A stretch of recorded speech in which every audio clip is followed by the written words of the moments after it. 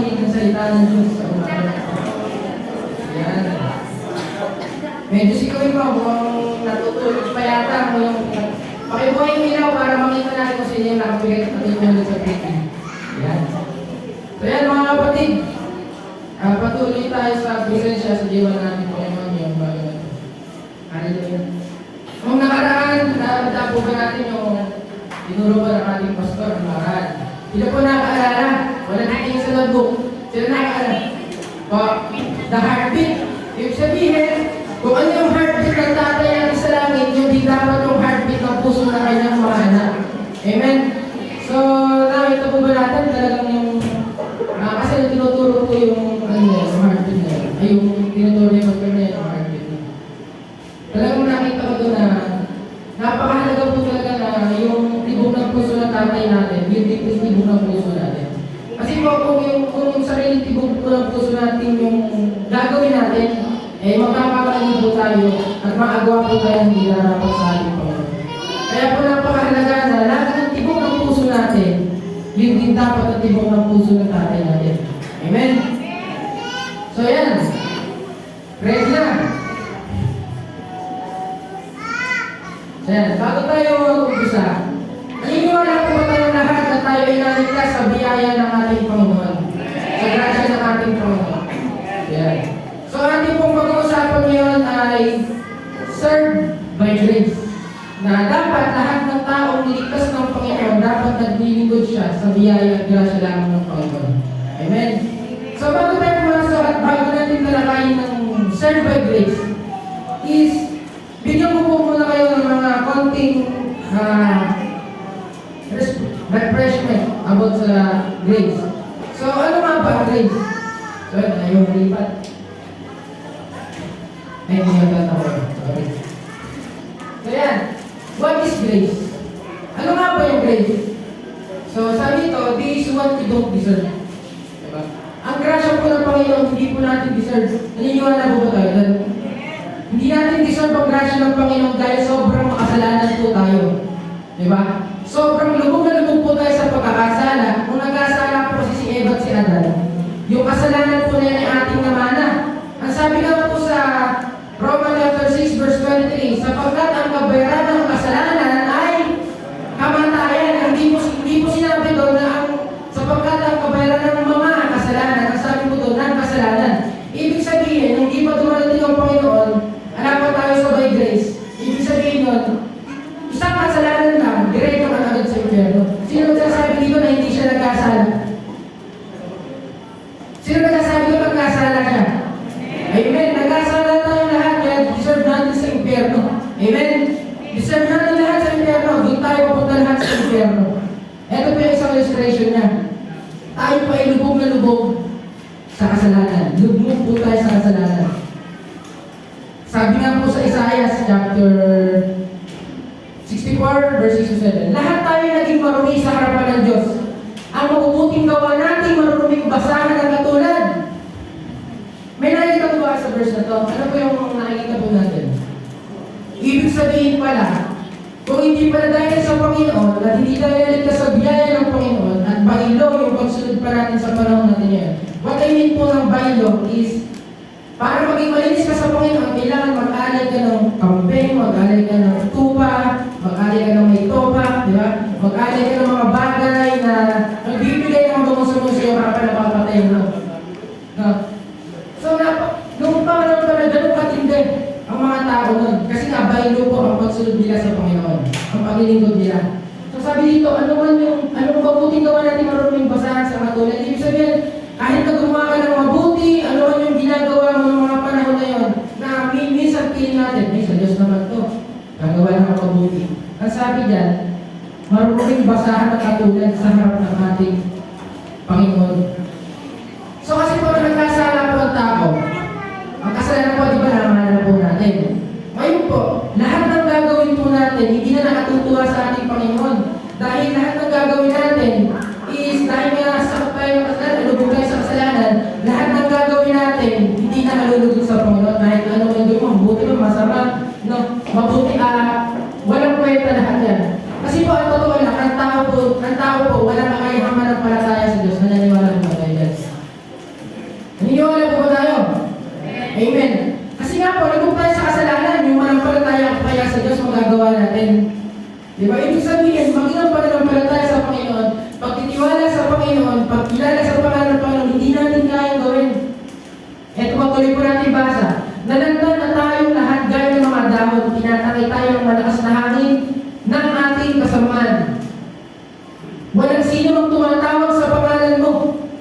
Di ba? Kung ibig ko sabihin, walang sino naghahanap sa Panginoon. Walang sino bumabangon upang siya lumapit. Kami iyong pinagtaguan at dahil sa aming mga kasalanan, kami iyong pinuksa. Sunod po natin, sabi po sa isang verse, ayon sa New Testament po, ayon sa nasa sulat, walang matuwid, walang kahit isa. Walang nakakaunawa, walang naghahanap sa Diyos. Diba? Kung babasahin po natin yung mga versikulong ito, talagang walang kakayahan ng tao na maniwala sa Diyos dahil gusto tayo sa kasalanan. Diba? Alam kakayahan na kung tao ay walang kasalanan sa Diyos dahil totally alipin tayo ng kasalanan. Ganito po kasi nangyari. May dalawa pong pagliligtas na ganito po yung pagliligtas ng ating Panginoon. Di ba pag sinabi po natin by grace, naligtas ka dahil sa biyaya ng Panginoon, hindi dahil sa mabuti mong gawa. Tama? So, ganito po yung dalawa ko eh. Kapag may nalulunod, halimbawa, nalulunod si Keres, ngayon, kukuha ko ng salbabida, iita ko sa harap niya, bahala siya kung uukunin niya yun o hindi. Para maligtas siya, kung uukunin niya ba yung salbabida na yun o hindi. Bahala siya doon, uukunin niya yun. Ibig sabihin, hindi, sa totoo lang, hindi po ganun ang ginawa ng Panginoon. Nagbigay siya ng salbabida. Bahala ka kung kukunin yung salbabida na yun. Ang ginawa po ng Panginoon ganito. Siya po mismo yung tumalun doon sa kasalanan. Bumaba siya sa kasalanan. Di ba? Kinuha niya lahat ng ating mga kasalanan para iligtas ka na lubog sa kasalanan. Yung po ang grasya at biyaya ng Panginoon. Wala kang ginawa, pero naligtas ka sa biyaya ng Panginoon. So, lagi po natin tatandaan na kung bakit ka nandito ngayon sa panambahang ito, kung bakit ka nakikinig, hindi dahil sa ginusto mo, kundi dahil ginusto ng Panginoon. Dahil sa biyaya ng Panginoon, mga kapatid, yung pananampalataya na meron tayo, maging yung pananampalataya na meron tayo, hindi po galing sa atin yan, galing din po sa Panginoon yan. Brad, paano ko malalaman kung meron ako pananampalataya sa Panginoon at naniniwala ako sa Panginoon? Unang-una, yung meron tayong deserve na makilala yung Panginoon.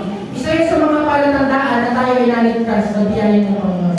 Yung deserve, alam niyo po ba mga kapatid, alam niyo yung deserve na pag wala ka sa presensya ng Panginoon, hinahanap-hanap yung deserve na. Naranasan po ba natin yun? Hinahanap-hanap natin yung presensya ng Panginoon na lahat ng magawa, lahat ng bagay, pinagtahan natin, makita lang natin biyaya ng Panginoon. Alam niyo mga kapatid, di ba, tagal po natin sa baliwag. Alam niyo yung, di ako natin na prayer meeting, hindi ko lang talaga ako nakakapunta dito.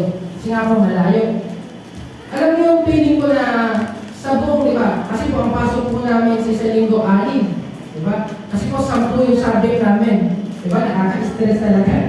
So 10 yung subject namin. So kailangan, sa loob ng isang linggo, madaanan namin lahat ng subject. So 6 na araw kami nagkaklase. So ngayon, alam niyo mga kapatid, dumating sa point sa akin doon na namimiss ko yung dating ako. Lord, namimiss ko ako yung dating ako. Ikaw ba namimiss ko ba yung dating ikaw? Sabi mo sa akin, namimiss ko ba yung dating ikaw? Ibang-iba ka na kanina. Yan. Namimiss natin, tama? Kasi kung totoo natin na unawaan yung biyaya ng Panginoon, mamimiss at mamimiss natin yung pagmamahal ng Panginoon. Diba kasi kung maunawaan po natin yung biyaya ng Panginoon, yung grasya ng Panginoon, maunawaan po natin yung ginawang pagligtasan ng Panginoon na kahit wala tayong ginawa, naligtas tayo dahil sa biyaya ng Panginoon. Sigurado naman, siyempre, bilang reaksyon natin na niligtas tayo ng Panginoon, siyempre, ano magiging reaksyon mo? Ikaw ba yan? Kung niligtas kita, ano gagawin mo? Magpapasalamat. Diba? Wala kang kwenta pag di ka nagpasalamat. Parang nakakano naman yun. Ginawa ko sa'yo lahat, tapos di ka magpapasalamat. Diba? So bilang mga tao, niligtas tayo ng Panginoon, as a reaction ng pagliligtas sa atin ng Panginoon, as a respond, magpapasalamat tayo at maglilingkod tayo sa Panginoon. Kaya mga kapatid, yung mga tumalingkod sa Panginoon, kawawa. Naniniwala ba ang kawawa na tumalingkod sa Panginoon? Kawawa sila mga kapatid. Ang tanging magagawa na lamang po natin is ipaalala sa kanila yung grasya ng Panginoon. Ipaunawa sa kanila at muli nilang ibalik at ipag-pray. Yan, pinamabay sa ipag-pray po natin sila para muling magbalik yung desire sa kanilang puso at muling magbalik sa ating Panginoon.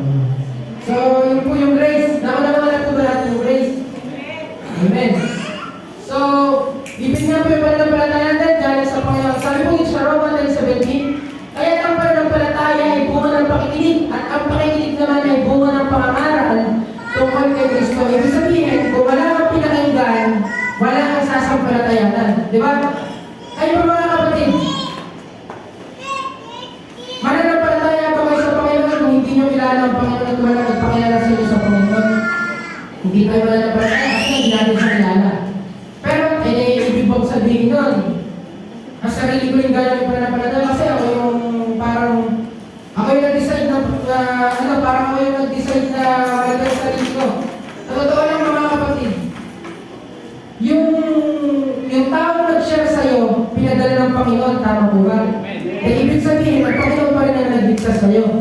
Diba? Ginamit lang niya yung tao para magkaroon ka ng pagkakilala sa Kanya. Kaya mga kapatid, yung mga kakilala po natin, yung mga kasama natin sa bahay, ano po natin, bigyan po natin sila ng time para maibahagi naman natin salita ng Diyos. Baka kasi dumating naman yung panahon na nag-rapture na, tapos nagkakita-kita tayo sa langit. Panginoon, ilang taon ko lang kasama ko, hindi pa man lang sa akin pinakilala. Ang sabi ng Lord, diba? Kapag ka meron siyang pinapasa, kung di ako nagkakamali sa Jeremiah tayo, or Ezekiel, sa Old Testament, sabi niya doon, na pananagutan daw ng tao, may sinabi sa Panginoon, may sinabi sa iyo ng Panginoon, tinagbi ka, na-share mo yung tao ito, pero hindi mo sineran. Ang sabi ng Panginoon, pananagutan mo siya sa Panginoon, pananagutan yung buhay niya. Diba? Kasi tagal mo siya kasama, hindi mo sineran. So, dapat, bilang mga Kristiyano, tayo ay namuno ng pagmamahal ng Panginoon, sa grasya ng Panginoon, syempre nag-uumapo yun. Hindi pwedeng hindi mag-uumapo yung pagmamahal na yun. Kung talaga naranasan natin yung biyaya ng Panginoon. Syempre, kapag umapo yung biyaya at yung pag-ibig na yun, saan tatapon yung sosobra? Syempre, sa mga kasama natin. Sa mga nakakasama natin. Ito ba? Ang tao ba, may tanong ako mga kapatid, ang tao ba, kaya din ba yung magbigay ng grace? Tanong, sino nagkasabi, ang tao kaya din yung magbigay ng grace? Sasa kamay. Ang tao, sino naman nagkasabi na ang tao hindi niya kaya magbigay ng grace? Di ba, alam sumagot? Sa totoo lang mga kapatid, tayo mga tao, kaya din natin magbigay ng grace. Yung magpatawad ka lang, magbigay ka lang ng grace nun eh. Diba? Yung pinatawad mo siya sa laki ng kanyang pagkakasala sa'yo, pinatawad mo siya, ang tawag ng grace. Pero iba yung grasya ng Panginoon. Kasi yung grasya, halimbawa, binigyan ko ng grace si Derek. Tapos nagkasala ngayon sa akin si Derek. Magagalit ko ako sa kanya, hindi ko siya papansin ng mga 1 week, di ba? Hindi ko siya papansin ng mga 1 week. Pagkatapos nun, pag humingi lang siya ulit sa akin ng tawad, bibigyan ko siya ng grace. Magandang naman po ba natin? Pero ang Diyos natin, binigyan ko si Kuya Lester ng grace. Halimbawa, hindi ako ang Diyos. Kunyari lang, binigyan ko siya ng grace. Pagkabigay ko sa kanya ng grace, kahit na magkasala siya, yung grace ko nananatili pa rin sa kanya. Ganun po ang grace ng biyaya ng ating Panginoon sa bawat sa atin. Na kahit nagkakasala ka, kahit na nagkakamali at sumasabay ka sa buhay mo, ang grasya ng Panginoon nananatili sa iyo. Amen? Hindi umaalis. Ang masama nung tayo kasi ang umaalis sa Panginoon. Tayo tumatalikod sa Panginoon, hinahanta ka ng Panginoon, hindi ka nagpupumigil sa Panginoon. Minsan, hinahayaan tayo ng Panginoon sa mga gusto natin para matuto tayo. Diba? Sunod, madali lang po ito mga kapatid, sa gitna na turo to. Ayan, serve. Kapag naunawaan natin at nakilala natin or na-appreciate natin yung grasya at biyaya ng Panginoon sa atin, doon na tayo makapag-serve na totoo sa Kanya. Amen? Kasi ang totoo lang, yung mga tao na umalis sa Panginoon, yung mga tao na nag-backslide sa Panginoon, kasi hindi na bumalik. Talagang bumalik sila talaga sa sarili nilang buhay dati. Parang malaking katanungan yun, naranasan kaya talaga nila sa Diyos. Minsan kasi mga kapatid, mamaya na nakasama ko sa isang puto. Medyo mabigyan ko natin. Intro pa lang kasi ito eh. So, meron tayong dalawang kinds ng serving. May dalawang kinds tayo kung paano nagsaserve ang tao at kung paano nagsaserve ang isang tao pero hindi siya nagsaserve. Diba? Kaya naman po natin, maaari kasi nagsaserve ka pero hindi ka pala nagsaserve. Diba? Di ba? Ibig ko sabihin, paliwanag na. Hindi na gugulgan ng ating mga utak, no? So, may dalawa tayo two kinds of serving. Una, serving by grace, yung time na natin. At pangalawa, serving by emotion. Ang tanong, alin ka ba dito? Alam mo sa tanong, alin ka ba dito? Ito ba yung medyo nag-excite ang mag-kwento sa inyo. So, unahin natin, i-differentiate natin kung ano ba yung pagkakaiba ng taong nagsaserve sa grasya ng Panginoon na nagsaserve sa sarili niyang emotion. Serving by grace. So, unahin natin serving by grace. Dito, sa Job 1:8, di ba grace ang pinag-uusapan natin? Bakit napunta ka sa Old Testament? Di ba ba iyo ang pagsuligan? So, ano po natin? Mapaliwanag sa inyo kung bakit sa Old Testament ako ka. Napansin mo ba ang lingkod kong si Job? Yan ang sabi ng Panginoon kay Satanas. Diba? Alam niya wala siyang katulad sa daigdig. Mabuti siyang tao. Sumasamba sa akin at umiiwas sa masamang gawain, dugtong pa niya So, gusto ko lang sa totoo lang, gusto ko ipakita sa inyo yan, yung lingkod kong si Job. Yan ang gusto ko ipakita sa inyo. Lingkod ni lingkod kong si Job. Yung sabihin, si Job pala naglilingkod din sa Panginoon, nagseserve din sa Panginoon. Diba? So, ganun tayo sa verse 2. Sinabi ng kanyang asawa, mananatili ka ba pang matuwid, sumpay kong Diyos mo at nang mamatay ka na.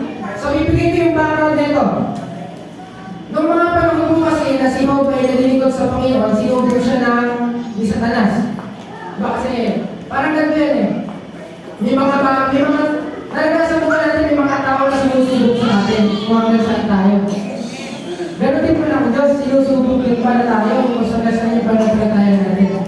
Sabi doon, eto nga po, di ba, naranasan niya, namatay lahat ng anak niya, bumagsak lahat ng kabuhayan niya, hanggang sa mangyari sa kanya, naghirap siya.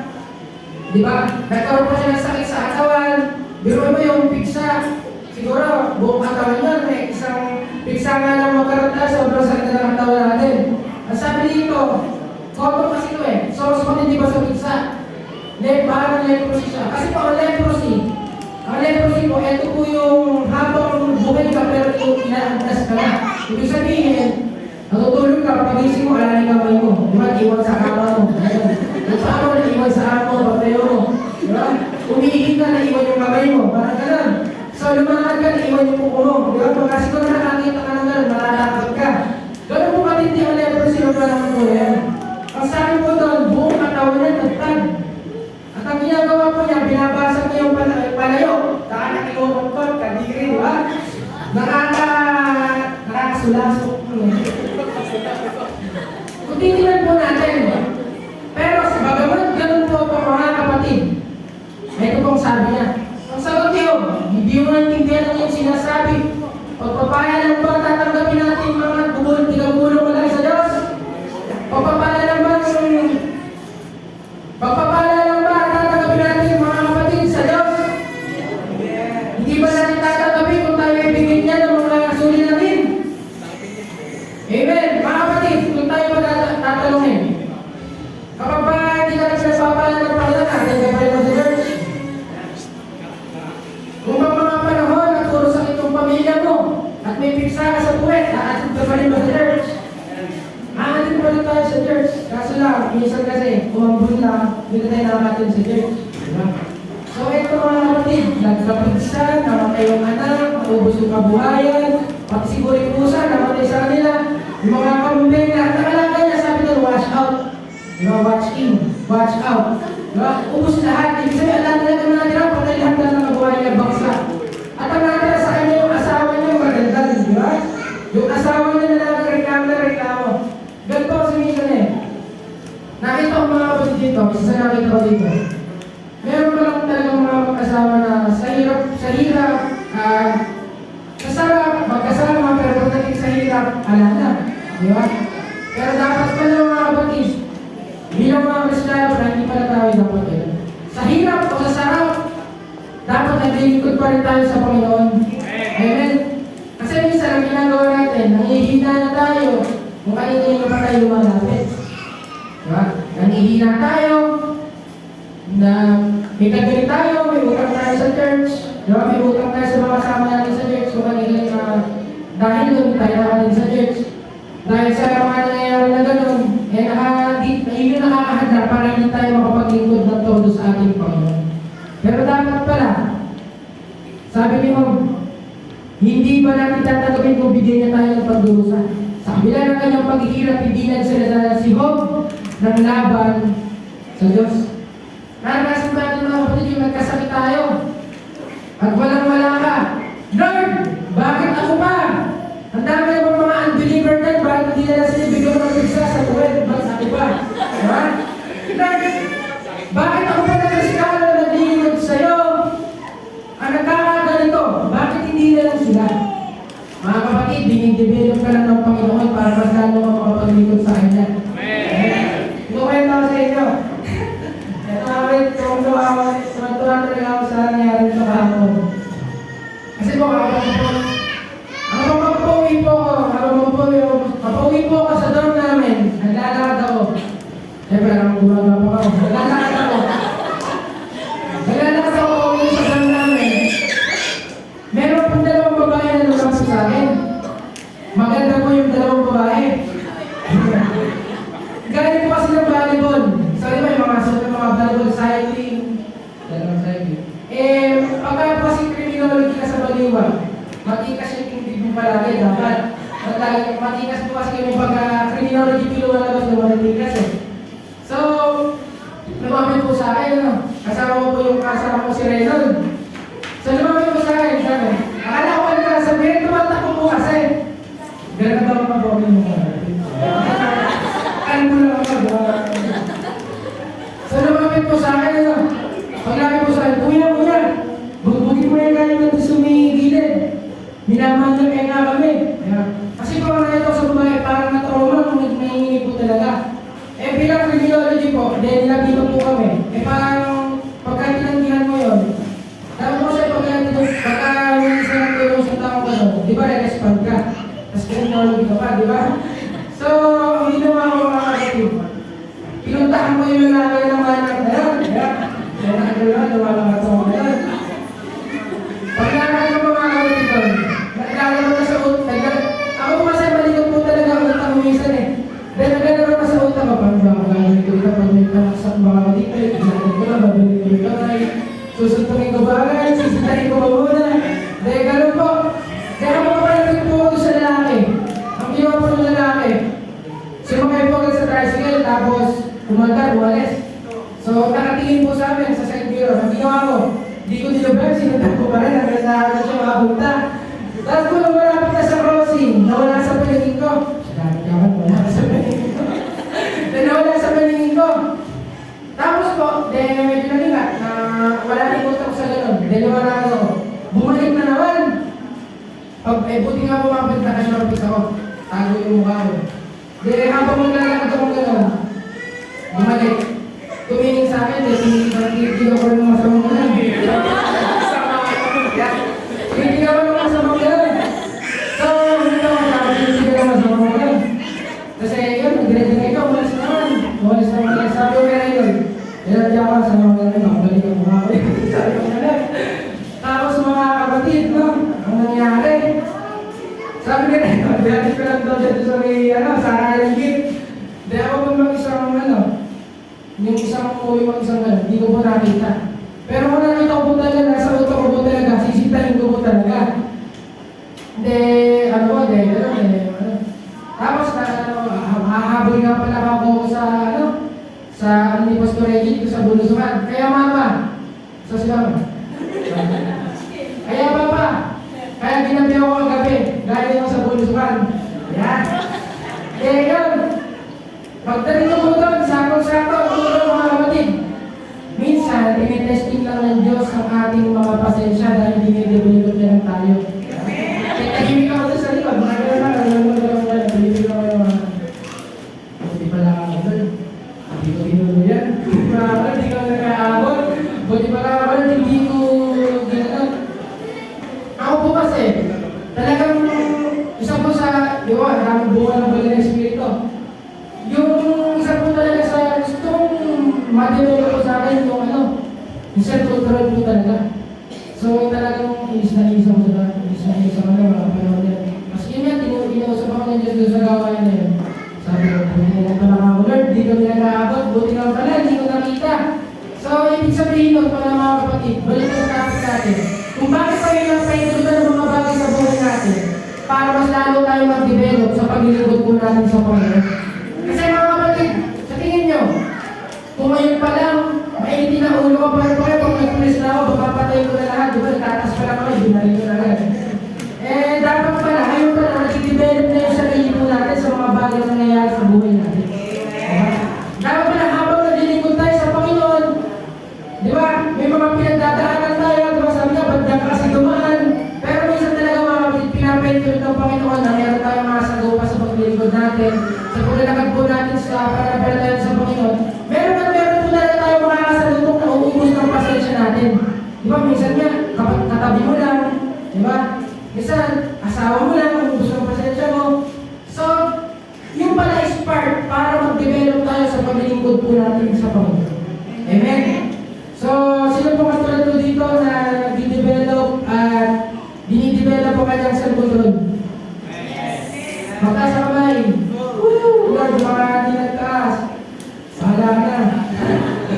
So, dapat pala, na meron tayong nararanasan, nananatili tayo sa paglilingkod sa Panginoon.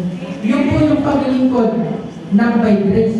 Kasi po mga kapatid, eto yung mga apostol po ng unang panahon, di ba? Noong mga panahon ng Biblia, pinapatay sila, pinupugutan ng ulo, tinatanggalan ng balat, gamit ng nail cutter, di ba? So, matindi po yung binaranas nilang persecution ng mga panahon na yun. Pero mga kapatid, ang nakapagtataka si Judas lang ang naghudas sa Panginoon. Di ba? Yung ibang mga apostol na nakakaranas ng matinding persecution, anong nagawa nila? Nanatili sila sa Panginoon. Nanatili sila sa paglilingkod sa Panginoon. Kasi mga kapatid, yung talagang paglilingkod natin sa Panginoon, sinasabi ko po sa inyo, hindi po talaga madali. Diba? Sino pa nagsasabi ng paglilingkod sa Panginoon, hindi madali? Diba? Minsan niya ayaw na natin kumatin sa church. Diba? Minsan niya ayaw na natin kumatin sa mga gawain. Bakit tinatamad tayo? Marami tayong ginagawa. Diba? Yun yung mga bagay na nakapagpapahinto sa atin para hindi tayo makapaglingkod ng maayos sa ating Panginoon. So dapat, ang paglilingkod po sa Panginoon ay ano? Sabay-sabay tayo. By grace. Diba? Ang paglilingkod po sa Panginoon, serving by grace. Grace, hindi praise, di ba? So, sunod. Yung ano naman ba yung serving by emotion? So, yan, alamin natin yan, ha? Alamin natin, ano nga ba yung mga, ano ba yung bagay na, ay, paano ba natin malalaman ng isang Kristiyano ay serving by emotion? So, serving by emotion, mga kapatid, sa paglilingkod po natin sa Panginoon, masaya ba? Masaya po maglingkod sa Panginoon? May sinasabi nyo kayo kasi nasa church kayo eh. Masaya po maglingkod sa Panginoon, lagi. Lagi, masaya. Masaya pa lagi maglingkod sa Panginoon. Mga kapatid, totoo lang, hindi araw-araw masaya maglingkod sa Panginoon. Panghihinaan ka ng loob. Minsan ayaw mo nang pumalo. Di ba, kailangan kong paluin para pumalo ka sa drum, di ba? Alam mo kayo palo sa bagay, para makapagpalo. Minsan mga kapatid, talagang mahirap maglingkod sa Panginoon. Hindi po laging masaya ang paglingkod sa Panginoon. Pero dapat pala mga kapatid, ang sinusunod po natin, hindi yung emotion natin. Ang sinusunod natin kung ano yung pananampalataya na pinasimulan sa atin ng Panginoon. Kasi mga kapatid, kung may emotion tayo maglingkod sa Panginoon, sa mga panahon ayaw mo na, tinatamad ka na. Di ba? Sa mga panahon na parang pinanghihinaan ka ng loob, hindi na po tayo maglilingkod sa Panginoon. Pero kung yung paglilingkod po natin sa Panginoon ay serving by grace, not by emotion, magpapatuloy po tayo. Sabi nga po ni Apostol Pablo sa Filipos chapter 4 verse 4, magala kayong lagi sa Panginoon. Inuulit ko, magala kayong lagi. Noong mga panahon po na yan, is panahon po ng persecution, di ba? Panahon po ng mga Kristiyano pinapatay, di ba? Pinupugutan, sinusunod ng buhay. Pero mga kapatid, ang nakapagtara yung utos natin ni Pablo, magala kayong palagi. Kasi Kasi po, alam niya po yung paglilingkod dapat sa Panginoon, hindi by emotion. Di ba? So, tayo mga lahat na nandito ngayon sa loob ng panambahan ito, sinasabi ba natin na tayo ba ay umaamin sa ating mga sarili na minsan talaga nangihina tayo. Nangihina tayo. Di ba? Dati, ang sipag-sipag mo, di ba? Halos lahat ng gawain, pinupuntahan mo. Pero bakit unti-unti? Parang naiiba tayo sa paglilingkod po natin sa Panginoon. Parang may nagbabago sa paglilingkod po natin sa Panginoon. Kaya nga po ako ba mga kapatid, sa mga panahon na ako ay nangihina sa paglilingkod sa Panginoon at parang hindi ko narap. Mga kapatid, tuwing bang example, sa worship, o yung kaninang worship, tuwing linggo ba tumataas ba na ibo natin? Ha? Ano ba tumataas natin tuwing linggo? Balahibo ba? Ano? Araw-araw ba? Linggo-linggo ba tumataas balahibo natin kung nag-worship tayo? Araw-araw ba tayong umiiyak? Linggo-linggo ba tayo umiiyak tuwing nag-worship? Hindi. Minsan nga, nag-worship ka. Di ba? Parang wala lang. Kumanta ka lang. Diba? Pero ikaw ay naglilingkod sa emotion. May lagi kang late. Di nawakan sa worship. Mamaya na ako pag-nagtulog si Pastor, mamaya na ako dadating. Di ka manananasan ng Panginoon pag nagpapakawit si Rex. Ako pa si Lise, di ba? So, sa paglilingkod po natin sa Panginoon, dapat, lagi kong inuulit-ulit, mga kapatid, serve by grace, hindi by emotion. So, sunod. Ano po yung katangian ng mga tao na nililingkod sa Panginoon? Ang serving by grace. Sabi dito sa 2 Corinthians chapter 5, verse 6 to 8, kaya't laging malakas ang aming loob. Alam namin habang kami narito pa sa katawang lupa, hindi kami makakapasok sa tahanan inihanda ng Panginoon. Sapagkat namumuhay kami batay sa mananampalataya at hindi sa mga bagay na nakikita. Mga kapatid, ano yung dahilan kung bakit sila napapatuloy sa paglilingkod sa Panginoon sa verse na ito? Ano pinaka-highlight?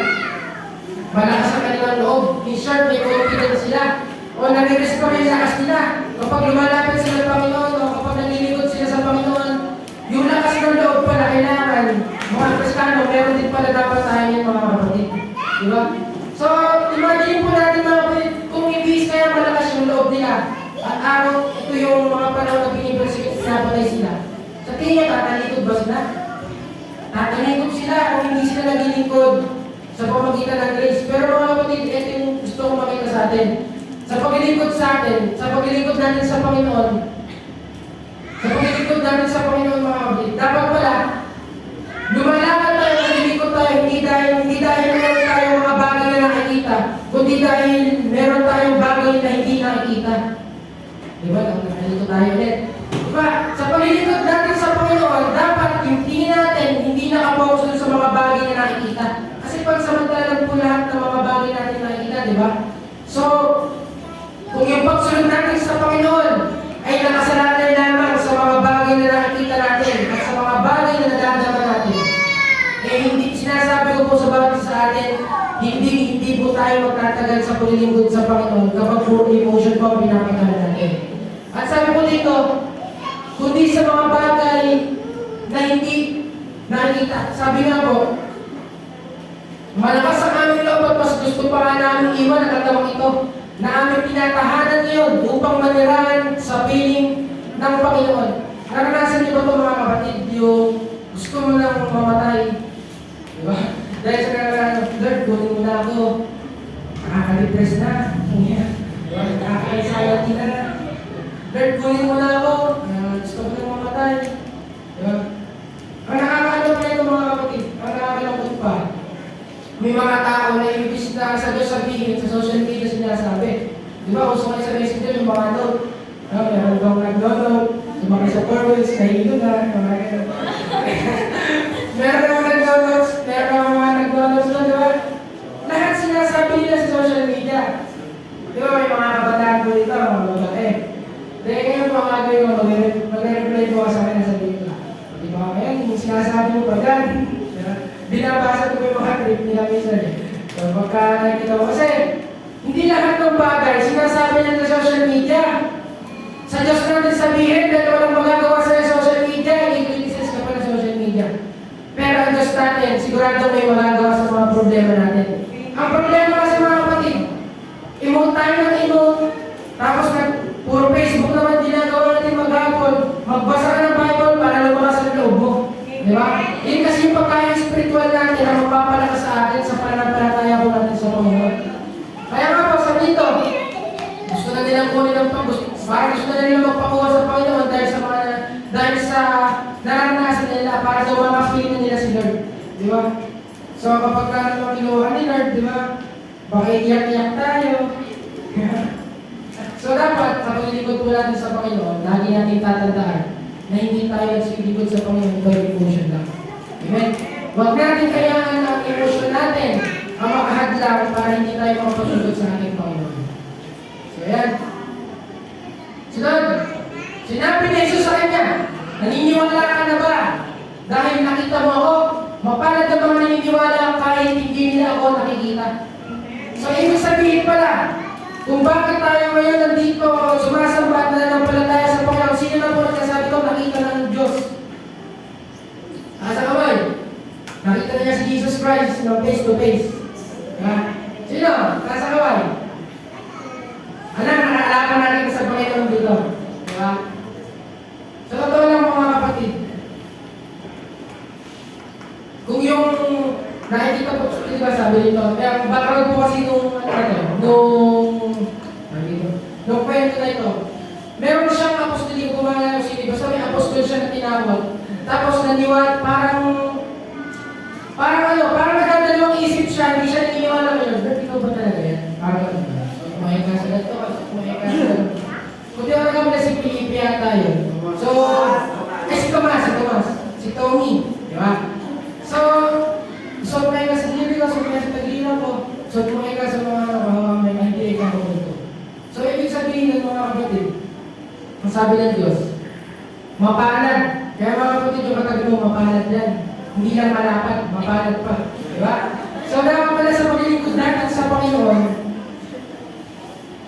nakapokus talaga tayo. Diba? Diba?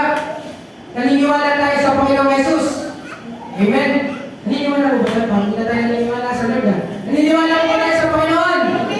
Amen? Naniniwala tayo sa Panginoon, pero kahit na hindi natin siya nakikita. Ang tawag po doon, paglilingkod, kahit wala kang nakikita. Di ba? So kaya tayo nagpapatuloy sa Panginoon dahil mayroon tayong pinanampalatayaan at alam natin, totoo si Kristo. Totoo yung isang Diyos na nagkatawang tao at niligtas tayo mula sa kasalanan. Di ba? Kaya tayo nandito ngayon kasi naniniwala tayo totoo yan. So, sunod. Ay, nabalik. I-ano ulit natin, serving by emotion. So yan, isang example po nito mga kapatid, yung serving by emotion. Ito po yung mga tao na nagkulang lang sa buhay, piling niya, iiwala siya ng Panginoon, di ba? Nawalan ka lang ng bigas, Lord, pinabayaan mo na ako, ayoko nang sumamba, di ba? Akala ko ba, you will provide all of my needs. Akala ko ba ganun, Lord? Pero bakit nagkukulang kami sa bigas? Kaya nga pala niya si Ate Len para utangan natin ng bigas. Para kaya natin ng bigas. Right? So, sa paglilingkod natin sa Panginoon mga kapatid, hindi dapat nakabasa sa nararamdaman po natin. Amen? So, dapat sa paglilingkod po natin sa Panginoon, meron namang ganito. Ayoko na pala si Lex, nakakaboring si Pastor. Makaluma na siya. Hindi na ako nakatawa. Hindi na ako nasisiyahan. Imbis na umalis ang masamang espiritu, nagkakaroon masamang espiritu. Diba? Imbis na matuwa ko, nalulungkot ako. At imbis na magising ako sa katotohanan, nakakatulog ako sa upuan. Diba? So, alam mo mga kapatid, may mga ganun tao. Minsan, umaattend tayo sa mga mentoring, umaattend tayo sa mga dahil ang hinahanap natin, hindi salita ng Diyos. Alam niyo kung ano hinahanap natin? Yung mga joke, di ba? Minsan, pag lumabas ka dito, ano matatandaan mo? Yung trigger mo, kalbo. So, pag lumabas ka dito, ano matatandaan mo? Yung joke, di ba? Minsan nga, pag umamin na, minsan, si Pastor Reggie, kailangan natin yan. Kadating sa pagtutulog talaga. Di ba, hindi ka makakatulog eh. Di ba, gusto makakatulog ka, mulag natin yung mata mo, di ba, makakatulog ka, makatawa ka ba? So, ang gusto ko sabihin mga kapatid sa atin, kapag gano'n, mga gano'n sitwasyon, minsan nga mga kapatid eh, kung alin yung preacher na hindi nakakatawa, sila yung mayroon kung matututunan talaga. Di ba? Naranasan nyo ba yun? Hindi naman nakakatawa. Matandaan lang, di ba? Konti na lang. Kukunin na ni Lord, yung pastor. Pero mas marami ka matututunan. Alam niyo mga kapatid, sa Baliwag, meron akong church na inaadalan doon, evangelical po siya. Ngayon, every Merkules, meron po itong Bible study. So, magugulat ka mga kapatid na umaatin doon. 93 years old. Diba, grabe ka natanda. Puro matatanda po sila, nakamayot ng bata. So, sabi ko sa meron po sa tatlong kasama doon. So, plus ako, 4 kami. So, 4 po kami, pumunta po kami doon. Sabi ko, kung ako natanda dito, nakakalungkot ka ako dito. Natututunan ka ako dito, nakakakong mga kabataan. So, ngayon, nagsimula na yung Bible study. Ngayon, habang nagbabible study kami, alam niyo mga kapatid, totoo talaga sabi nila, na kung may pakikinggan ka, dapat ang pakinggan mo yung mas matanda sa'yo dahil mas mayroon mong matututunan. Di ba? Naniniwala ba kayo doon? Kasi habang nakikinig ako sa kanila, oo nga ako, oo nga. Di ba? Oo nga. Napapaganda ko talaga eh, di ba? Alam mo yung meron kong nakukuha sa kanila, iba talaga magsalita yung may karanasan. Iba naman yung ibang magsalita, iba naman magsalita talaga pagkalit sa kabataan, iba talaga pagka medyo may edad na yung nagsasalita eh. Di ba? So, hindi naman ibig kong sabihin doon, ganito mo naman, balance mo natin. Minsan naman, bakit may edad tayo, piling naman natin minsan, lagi tayong tama. Diba? May mga ganun eh. May mga meron ganun lolo eh. Bakit lagi siyang matanda, bakit matanda siya, lagi siyang tama. Kasi may iglesia siya ng Diyos, di ba? So, kailangan natin ang iglesia ng Diyos, yung dating daan ni Eli Soriano. So, lagi akong minsan, pag nag-ausap ko, dinibati ako minsan. E pagka dinibati ko naman siya, parang alam mo yung parang akong aso, na kapag inaano yung, kapag may tao na kumakalaban dun sa may nagbabay-ari sa akin, tumatahol talaga ako. Di ba? Pagka mayroon talagang lumalaban sa Diyos, parang may mali siyang sa Diyos. Hindi ako makatis na magsalita. So, naman sa tatay ko, ano ako pinagkaiba ng pumaroon sa pumunta doon? Di ba, pilit nilang pinagkaiba. Pumaroon eke pumaroon sa pumunta doon. Iisip ko, meron ako pinagkaiba nun, di ba? So, kaya nga mga kapatid, sa paglilingkod natin sa Panginoon, dapat hindi tayo serving by emotion. Di ba? Dapat hindi tayo nagpapangunahan ng emotion natin sa paglilingkod natin sa Panginoon. Amen ba? Amen! So, sabi nga, mayroong point sa Bible na ganyan. Di ba, habang nakikinig sila ng preaching, nakakatulog. Sabi, nakaupo sa bintana ng isang binata ng pangalan Eutico. Dahil sa kahabaan, di ba, ng pagsasalita ni Pablo, si Eutico ay inantok at nakatulog ng mahimbing. Diba? Nahulit siya mula sa ikatlong palapag na kanyang pinaroroonan, kaya't patay na siya ng buhatin. Nanawag si Pablo at iyak ang binata. Sinabi niya, huwag kayong mabahala, buhay pa siya. Diba? Minsan ganyan tayo, pag nakikita ng may mga pagmahamamot siya doon mag-preach yung yung nag-preach, nakakatulog tayo, diba? Nag-iilig na tayo. Pero dinimado ko ng mga kapatid, yung mga tao na tutulog pag oras ng preaching. Hindi niya nagigising, diba? Pero salamat sa Panginoon. Sabi niya, buhay pa siya. So ang tanong, isa lang po yan sa patunay natin na ang paglilingkod talaga sa Panginoon. Hindi lang tuwing masaya ka at tuwing malungkot ka. Hindi lang tuwing masaya ka naglilingkod ka sa Panginoon. Even na alakang gana, inaanto ka, patuloy ka pa rin naglilingkod sa Panginoon. Diba? So totoo, masarap naman talaga matulog. Diba? Nung pag may aircon. Buti pa natin, walang aircon, walang nakakatulog. Diba? So dahil pala sa paglilingkod natin sa Panginoon, talagang papaulit-ulitin ko sa inyo mga kapatid, hindi dapat talaga by emotion. Dapat by grace yung paglilingkod natin sa Panginoon. So, sunod. Ano naman yung katangian pala isang serving by grace? Sabi ito, naglilingkod kahit hindi na kaya. Yung pang naglilingkod ka pa rin kahit napapagod ka na. Nananatili ka pa rin dyan kahit may problema. Nananatili ka pa rin dyan kahit na inaanto ka na. At naghihikap ka na ngayon. Di ba? Nananatili ka pa rin dyan. Kahit na parang anak ka na natututunan, nananatili ka pa rin dyan. Mga kapatid, mas maganda yung naglilingkod ka na hindi mo kaya minsan dahil mas nag-glorify ang pangalan ng Panginoon. Kasi kaya tayo nandito ngayon. Maaaring iba sana tinamad bago punta dito pero nandito siya ngayon. Sa biyaya na lang talaga ng Panginoon, bakit tayo nakakasamba sa Kanya? Amen? Lahat po ba tayo? Ito, lahat po ba tayo? Lalo yung mga nanay, mga tatay. Bago po ba tayo ulit sa bahay natin, meron po ba tayo gagawin? Meron. Tama? Pero bakit na kaya natin ipagpalit yung gagawin natin ngayon? Para lang makasamba sa Panginoon. Isang patunay po yan ang paglilingkod po talaga natin sa Panginoon. Ay naglilingkod ka, kahit busy ka, kahit hindi mo kaya, at kahit meron ka ng ginagawa. Diba? So patuloy lang po tayo mga kapatid na maglingkod sa Panginoon. Kasi naniniwala ako na kung hindi mo kaya ng Panginoon. Huwag mong stressin yung sarili mo. Diba? Gitarista ka na, kumakanta ka pa. Diba? Preacher ka na, nagigitara ka pa. Diba? Media ka na, nag-drums ka pa. Diba? Ibig ko sabihin, okay lang din naman yun. Okay lang naman. Okay, ginagawa ko yun eh. Pero pag hindi mo na kaya, okay lang naman humingi ng tulong. Kaya ka nandiyan yung katabi mo. Sabi, pinandiyan yung katabi mo. Tulungan mo ako. Pwede tulong. Diba? Pwede ka naman humingi ng tulong. Kaya ka nandiyan siya eh. Kaya nga kasama natin siya nakakilala sa Panginoon. Kasi nga, pwede ka naman humingi ng tulong. Huwag tayong sasabihin natin, kaya ko ito. Ako yan lahat ng gawain sa Diyos. Di ba? Ako ito, kaya ko ito, kaya ko. Pero totoo lang mga kapatid, hindi natin kaya susunod tayo. Kaya daw sa paligod natin sa Panginoon, tuloy-tuloy lang. Amen? Tuloy-tuloy lang. So, sunod. Pati yung pagkakatawag po natin ay isang grasya po na galing sa Panginoon. Alam niyo mga kapatid, hindi naman lahat ng tao tinawag ng Panginoon eh. Ikaw lang nandito ngayon eh.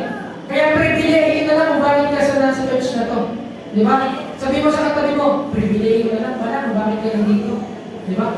Sa biyaya na lang pala ng Panginoon kung bakit ka nandito ngayon. Kasi totoo naman, na kung talaga maglilingkod tayo, nabali sa emotion natin, eh wala na tayo dito. Di ba? Nalulungkot nga ako yan mga kapatid ha. Sino nakakapansin? Habang tumatagal ang panahon, nagkakaroon ng bakante upuan. Nalulungkot ba kayo? Bakit kayo nalulungkot? Nawawala na yung kadaldalan natin, yung preaching, di ba? Bakit kayo nalulungkot? Kasi nababawasan. Di ba? So ano dapat natin gawin? Serving by grace. Kasi kung magsiserving din tayo by emotion, di ba ka susunod na linggo, wala ka na rin dyan sa kinauupuan mo. Di ba? Kaya sabi mo sa katabi mo, tuloy lang! Yan, tuloy lang! Sabi mo, pakisag ang katabi mo, tuloy lang! Yan. Tuloy lang sa maglilingkod natin sa Panginoon. So yan, isa po sa mga matindi yung pinagdaanan si Pablo. Naniniwala ba tayo yan? Alam niyo ito, mga kapatid, yung pagkakatawag sa atin ng Panginoon, di ba by grace siya? Alam niyo, minsan tinatawag tayo ng Panginoon, kabaliktaran kung sino tayo. Nagigets nyo? Tinatawag ng Diyos ang isang tao, kabaliktaran kung sino siya. Example, si Jericho ay isang lalaki. Isang lalaking matapang. Pero tatawagin, di ba? Jericho, matapang ka, di ba? Matapang siya, lalaki siya matapang, matipuno. Tapos tatawagin mo siya sa pagtuturo ng bata. Parang ganun po minsan tumawag ang ating Panginoon eh. Alam mo yung mahihiyain ka pero tinawag ka mag-click sa harap. Di ba? Alam mo yung, tawag dito, yung, hindi ka naman sanay ngumiti pero tinawag ka sa asher. Di ba? Naalala mo mga kapag ngumiti ng demonyo dun sa ano. Kasi po, dun sa Katoliko sa Balima, meron pa silang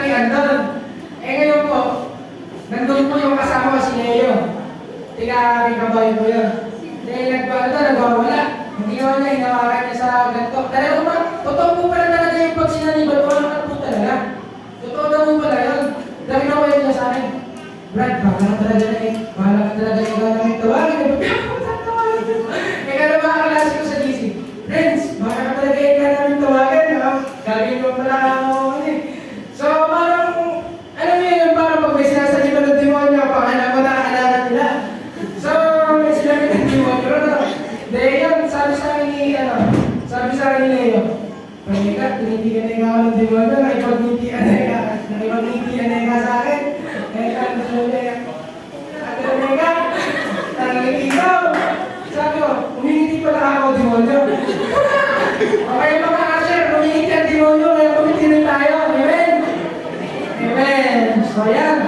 Sa pumilingkot sa Panginoon, kahit hindi ka basta, dapat nakangiti ka. Hindi kami nakaliwan, nakangiti ka. Iyak. Masaya mo masaya. Si Pablo mga kapatid, ganoon ang pagkakatawag sa kanya ng Panginoon. Dati pinapersikit niya yung mga alagad ng Diyos. Ngayon, siya na yung nagpapalakas sa mga alagad ng Diyos. Di ba? So, next. Yun na po ba natin yan? Si Mateo. Di ba si Mateo ay kilala bilang manilingin ng tax. Di ba? Tax collector. And ang tax collector po yung mga panahon na yun, kilala sila na kapag meron silang kinuha ng tax, kukunin yung 10%. Diba? Nagduduwag, ang muhuragot. Diba? So, ganun po ang ginagawa nila dati. Pero piling nyo mga kapatid, yung taong sinungaling, gagawin ng Diyos para maghayag ng katotohanan. So, tayo mga anak ng Diyos, saan ka ba tinawag dati? Diyan namin, tinawag ko kayo saan? Sa makasalanan ko. Pero ngayon, ginagamit siya para din siya makasalanan. Diba? Dahil makasalanan siya dati, binago siya ng Panginoon. Ngayon, tinatawag na siya ngayon para sabihin nila ibang makasalanan. Ganun po ang pagkakatawag po sa atin ng Panginoon. Hindi po tayo tinawag ng Panginoon para umupo lang palagi tuwing linggo. Amen? So, ibig sabihin, kahit na nasaan ka kapatid, nasa trabaho, eskwela, saan ka man naparoon, gawin mo kung ano yung pinagagawa sa'yo ng Panginoon. Alam mo ba natin yung mission po natin bilang mga Kristiyano? Go! And make disciples. Dire-direct lang sa paglilingkod sa Panginoon. So, yun lang po yung mga, kumbaga, yun yung mga example ko lang pero kung titignan po natin marami pa mga apostol. Kasi kung sinama ko yun, baka abutin na naman tayo 2 oras, di ba? Kaya hindi ko na po sinama yun. Kumbaga, magbasa na lang po tayo ng Bible, di ba? So, sunod, ano nga po yung mga hindrances? Bakit hindi tayo nakapaglilingkod sa Panginoon nang sigurado bakit hindi tayo nakapaglilingkod sa Panginoon ng by grace? So, ano yung mga hindrances? Una, hindrances, di ba? Because of sin. Di ba? Hindi ka makapaglingkod sa Panginoon dahil sa kasalanan. Pag nakagawa ka ng kasalanan, conviction. Convict na convict ka. Kung ba ng Espiritu. Kaya ngayon, ikaw na mismo yung bumababa doon sa kinalalagyan mo. Nagigis mo ba natin? Di ba? Ganito kasi yan eh. Pag ang isang tao, kinonvict ng pala ng Espiritu, hindi ka na kailangan sabihin ni Pastor, ikaw magbababa sa sarili mo. Tama lang talaga. At naalala ko mga kapatid, tama lang pala talaga, totoo talaga yung salita ng Diyos. Na kung ano, kung siya din ang naglagay, siya din talaga magtatanggal. Tama? Kaya mga kapatid, sa paglilingkod natin sa Panginoon, tama, nakagawa tayo ng kasalanan. Iba yung nakagawa, iba yung laging gumagawa. Mga kapatid, ito pa yung sa biyaya ng Panginoon para mas maunawaan po natin. Sa mga panahon magkakamali po tayo sa paglilingkod po natin habang nilingkod tayo sa Panginoon.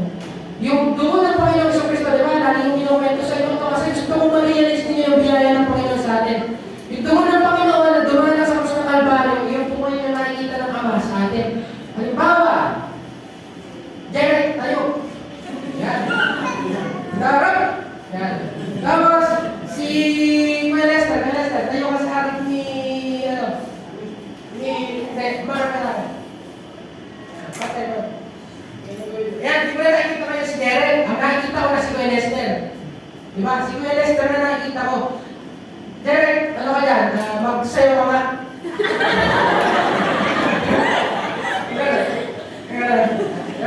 Kahit ano yung gawin nga, hindi ko makikita eh. Ang premise na nakikita ko si Kuya Lester.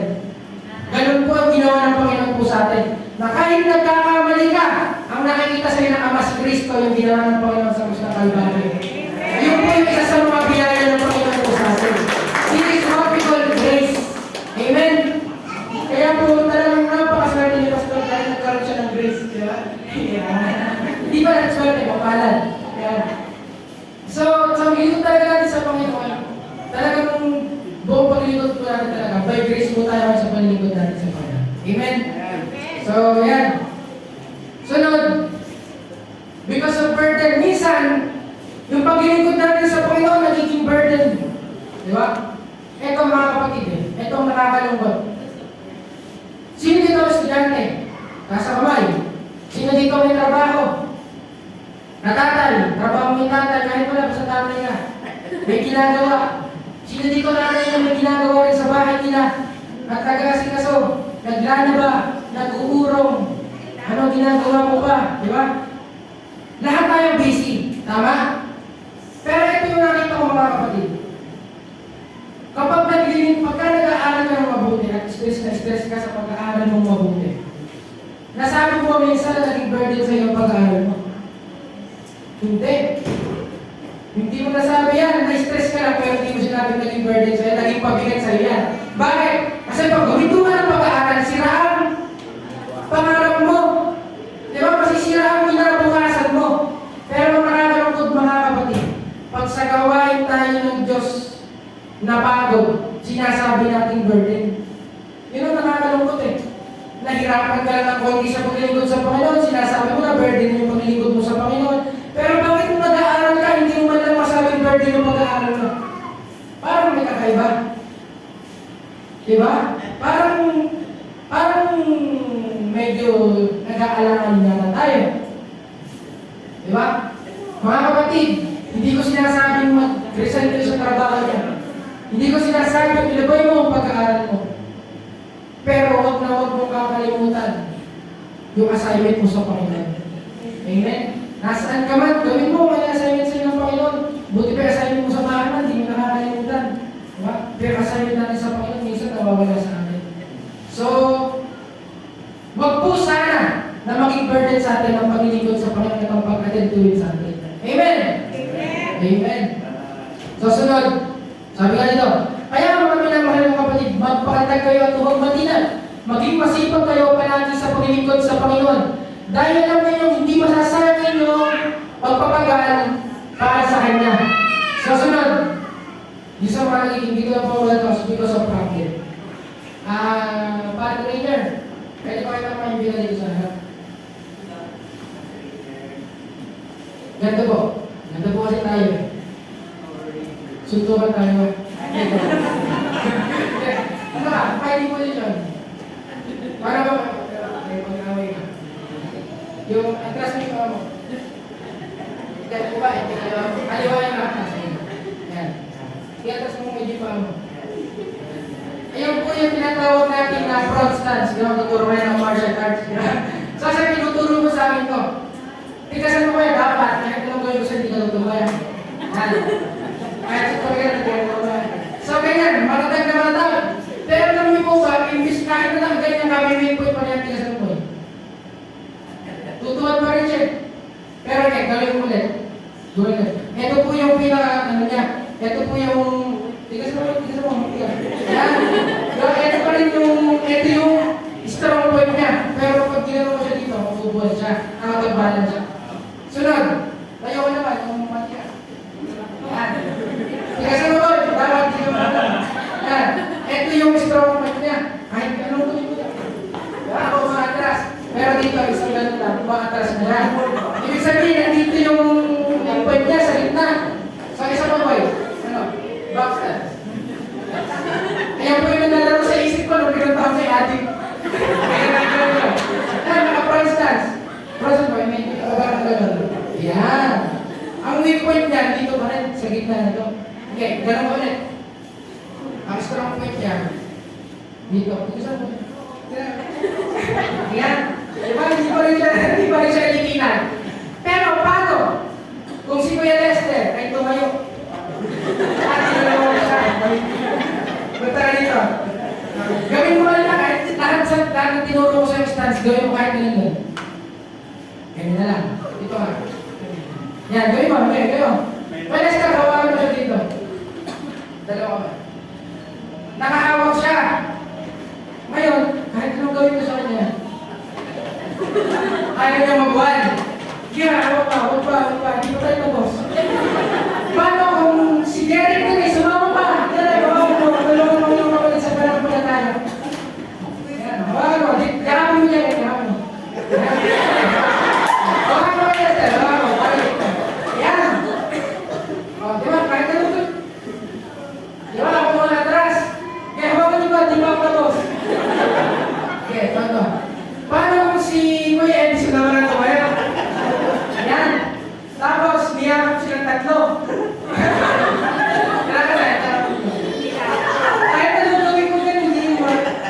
Diba? Hindi siya ma-atras eh. Diba? So, ganun din po tayo sa pagkikipag po natin sa Panginoon. Pag mag-isa ka na, kahit anong gawin yung position, may weak point ka pa din. Tama? Babagsak ka pa rin. Pero mga kapatid, paano kung yung Ama, yung Anak at ang Espiritu Santo ang nakahawak sa'yo? Diba? Paano kung sila tatlo ang nakahawak sa'yo, tutuwad ka pa rin kaya? Amen? Hindi na. Kasi hawak, sabi ng Bible. Salamat mga pogi. Diba? Sabi nga ng Bible, alam makakaagaw sa akin sa kamay ko at sa kamay ng aming Ama na sino ang ipinagkatiwala niya sa akin. Ibig sabihin pa ng mga kapatid, kung hawak tayo ng Ama, hawak tayo ng Jesus Christ, ng Anak, at kasama pa natin ng Espiritu, sino pa makapanalay sa atin? Maaring, di ba, nakita naman, hinahawakan ko siya, natatas ko siya. Ibig sabihin, maaari pa rin siyang masaktan. Tama? Maaari pa rin siyang masaktan. Pero kahit na nasasaktan siya, hindi pa rin siya tumutuwan. Yun yung kailangan mga kapatid, kapag ikaw ay Kristiyano at naglilingkod ka sa Kanya by grace at sa biyaya ng ating Panginoon. Amen? Kaya nga po mga kapatid, katulad ng problema, minsan dinidepensahan natin mag-isip problema. Diba? Pero kahit na yung gawin natin, natatalo tayo, umiiyak tayo, bumabagsak tayo, eh baka kulang ka. Baka kailangan mo lumapit sa Panginoon. Amen? So, napakabuti po ng ating Panginoon mga kapatid. Pwede natin palakpakan natin po.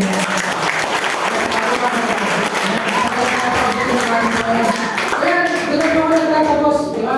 So, ibig sabihin sa atin, napakahalaga po talaga na tayo ay naglilingkod by serving by grace. Kaya po mga kapatid, pwede ba tayo tumayo patuloy po natin kawitan ng ating Panginoon yan. Ang kabutihan ng ating Panginoon, walang hanggang pag-ibig ng Panginoon sa ating ngayong umagang ito. Pwede ba tayo magpasalamat sa ating Panginoon? Hallelujah. Lord, we are forgiven. Salamat po Panginoon. Purihin ko, Diyos.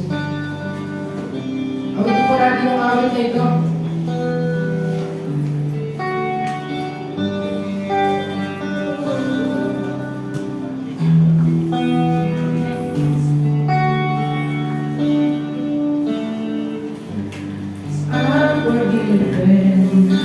Because you are forsaken,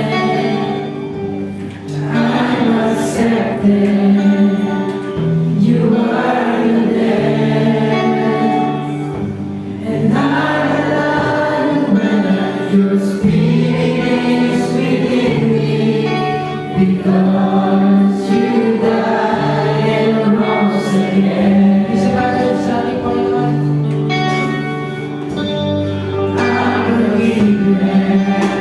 Because you were forsaken, I'm accepted. You were condemned, and I'm alive when your spirit is within me. Because you died and rose again. Amazing love, how can it be that you, my King, would die for me? Amazing love, amazing love, I know it's true. It's my joy to honor you.